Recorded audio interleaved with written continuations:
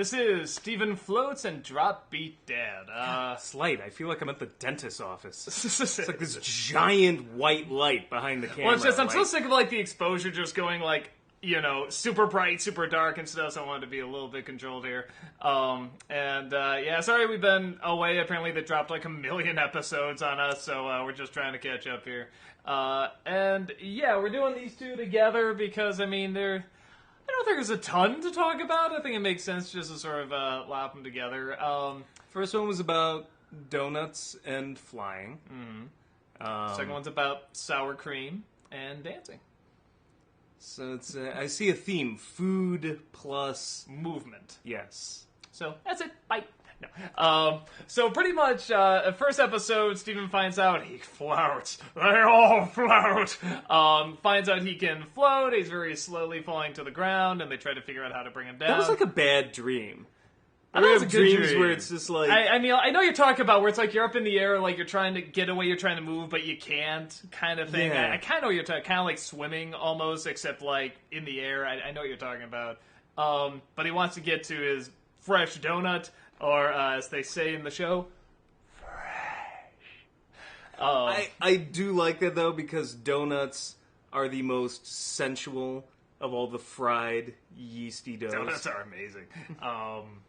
Yeah. So a good donut should be like a sexual experience. Yes, I very much agree. And definitely creamy. Right down to there's a gooey hole that you can... Anyway.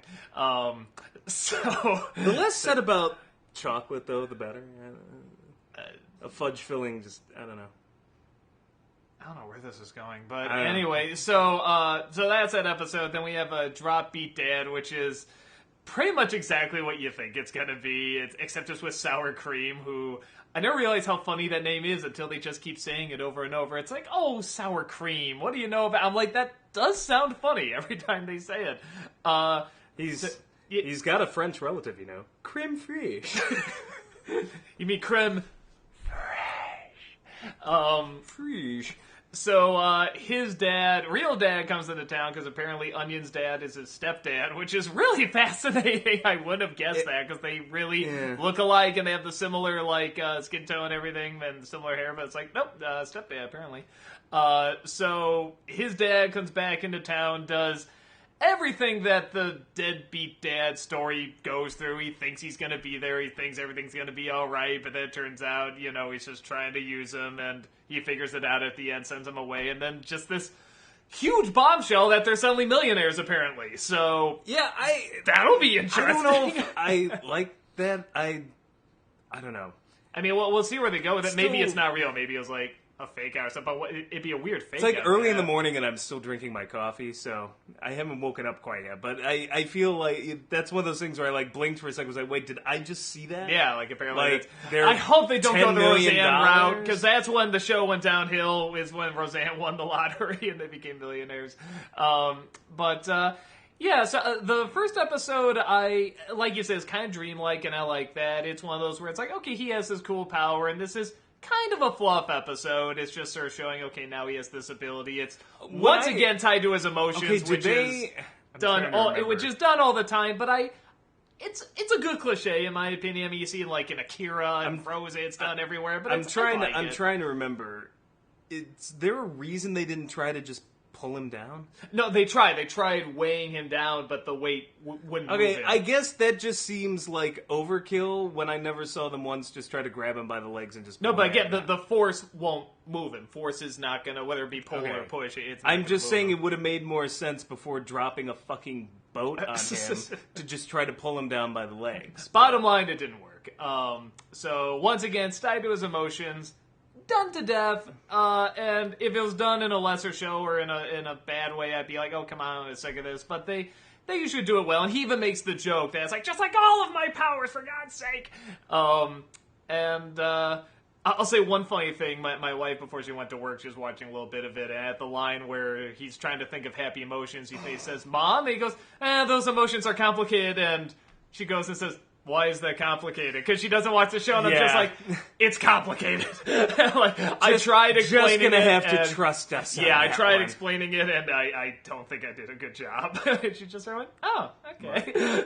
I will say this. the one thing I remember is the only time Ronaldo tried to do something useful, pouring that guac soda over the chips. Yeah. I'm like, all right, that actually made sense. I love the idea of the guac soda. I think that is very funny.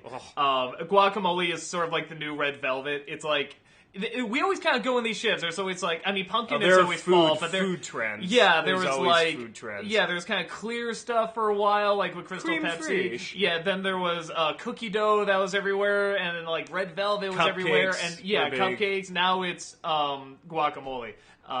Seems to the be teenies, the the chocolate teenies, the apple teenies. Yeah, all the teenies. Yeah, so so I thought that was very funny, but everything else with the episode, while it's fine, I just felt like it didn't bring anything that new nor to a character that you really cared that much about. I mean, was anyone like, I want to know sour cream story? Well, what's going on with him? Kind of thing. But I mean, it's fine. I mean, these stories of the deadbeat dad seem to be more and more common. And I always feel like somebody, like whoever's with all the dad hate, huh? No, I was gonna say, I get the feeling that the people that write these episodes, either went through something like that or know somebody that did something. It's just like, I really want to stick it to that asshole. I'm gonna write it around this asshole and make him kind of look like the villain and stuff like that. Which, I mean, don't get me wrong, there's plenty of deadbeat dads, there's deadbeat moms, there's deadbeat everybody. But this is deadbeats. A lot of deadbeats. But, yeah, I do kind of feel like this sort of story's done a lot where they think it's going to work and then they go back to their old ways. It's like, no, I should just cut it off.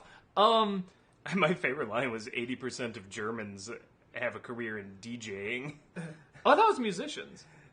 No, I thought he said Germans. Maybe it's earlier. Maybe I was gonna say Germans. I don't even like if that's a joke. It's like surreal. German. But I thought it was Germans, but man.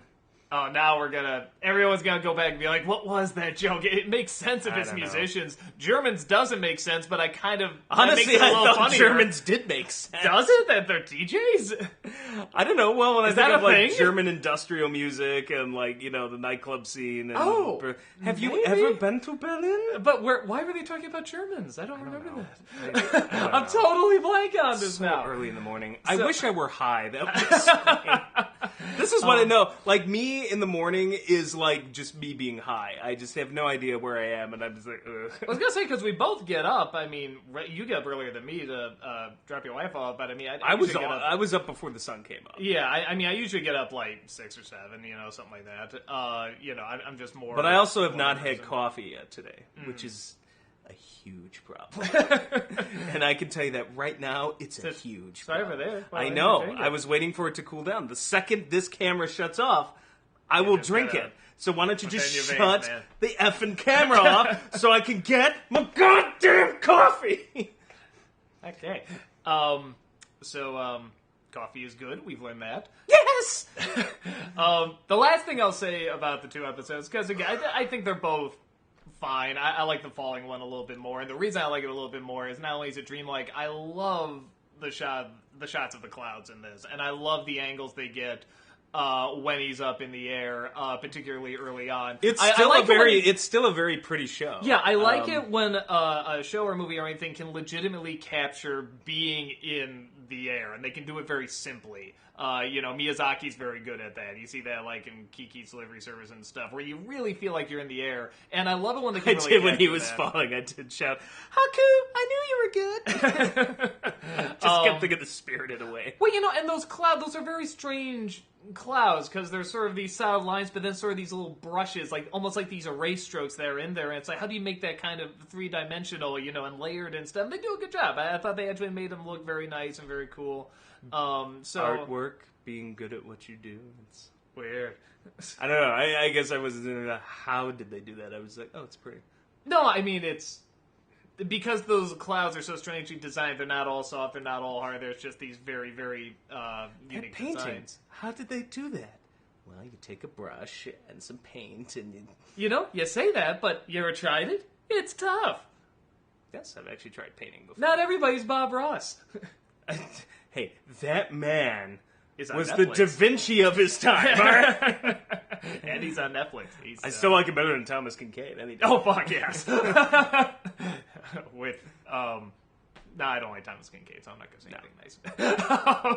I don't know him. I just don't like his artwork. I'm sorry. The Master of Light. Yeah, maybe it's the hype. Maybe it's the fact that he, quote unquote, earned this, title. And it's like, I just always this is the Master of Light, yeah. really? See, Bob Ross didn't seem full of himself. He seemed like, very kind. You know what? I want an excuse to get high and get other people to meditate by just painting whatever. And he was pretty decent at it. Yeah. And, he was very much like, whatever you want to do. I don't think he self-proclaimed himself anything, but again, we're getting really off topic. So. Whatever you want to do, if you want to paint your own happy little picture with a woman undressing that you're spying on her, then you can do that. People did so many parodies of that, and they're mostly very funny. But, yeah, so that's the 2 episodes. I know you want us to get to these other ones, because everyone's like, have you seen the newest episodes? All sorts of shit goes down, so, hopefully we'll get to even more shit going down outside of them becoming millionaires. I hope that goes okay. I mean, people seem to be talking positive about it, so hopefully it's good. But I mean, I always feel like that's usually not the best idea. But we'll see. The show has done a lot of good stuff, so maybe they get some good stuff. I'm getting coffee. He's getting coffee. Coffee. I'm enjoying my coffee! He's enjoying his coffee.